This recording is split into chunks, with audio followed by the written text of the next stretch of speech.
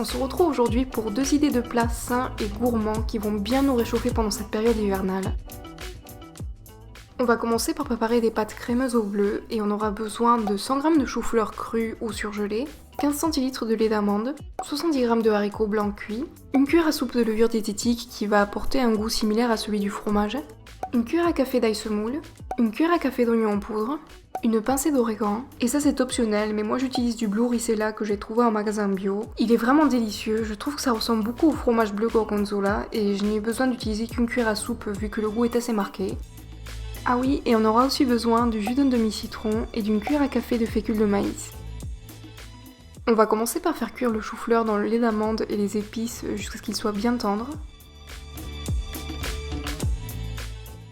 10 minutes plus tard, on peut ajouter tout le reste des ingrédients, on mixe le tout dans un blender ou avec un mixeur plongeant jusqu'à obtenir une crème bien lisse. Maintenant on peut laisser mijoter jusqu'à obtenir la consistance qu'on souhaite. Moi j'aime bien qu'elle soit ni trop fluide ni trop épaisse. Évidemment on goûte pour ajuster l'assaisonnement et une fois que c'est fait, on n'a plus qu'à plonger nos pâtes cuites dedans et bien mélanger.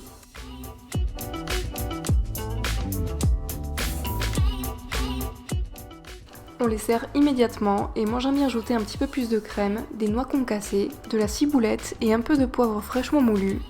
Pour info, avec ces quantités de crème, j'ai pu servir 2 plats de pâtes comme celui-ci. Habituellement je rajoute un peu de brocoli ou de petits pois, mais juste comme ça c'est vraiment délicieux. Pour cette deuxième idée, nous allons préparer ma version végane de cette spécialité québécoise qui est la poutine. C'est une recette assez riche à la base qui est composée de frites, de fromage et le tout recouvert de sauce gravy. On va commencer par la préparation des frites. Je pense que vous connaissez tous ma technique de la cuisson sans huile. Pour cette recette, j'ai eu besoin de 3 pommes de terre moyennes et j'aime bien les couper assez fines. Pour le reste, c'est comme d'habitude, mais je vous laisserai la recette détaillée de mes frites en barre d'infos si ça vous intéresse.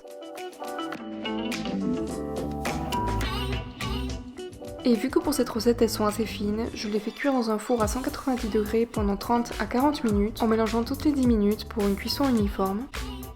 Maintenant pour la sauce gravy, on aura besoin de 25 centilitres de bouillon de légumes, une poignée de champignons, une petite échalote émincée, 2 cuillères à soupe de sauce soja ou tamari, une cuillère à soupe de fécule de maïs, un filet de crème végétale, une cuillère à soupe de levure diététique, une demi-cuillère à café d'origan, une pincée de paprika fumée et évidemment du sel et du poivre. On va commencer par faire revenir ensemble les champignons et l'échalote. Une fois qu'ils sont bien dorés, on peut ajouter tout le reste des ingrédients.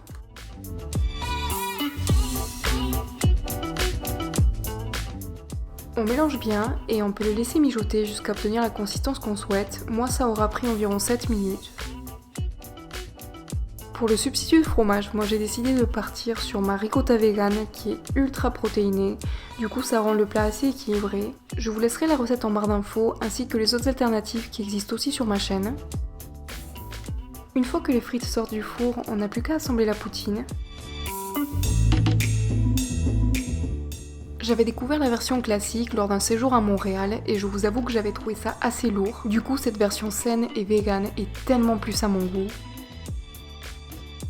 Bon, j'espère que vous allez tester ces 2 recettes et si c'est le cas, s'il vous plaît, n'oubliez pas de prendre des photos et de me les envoyer sur mes réseaux sociaux. Je vous fais un bisou et je vous dis à la prochaine vidéo.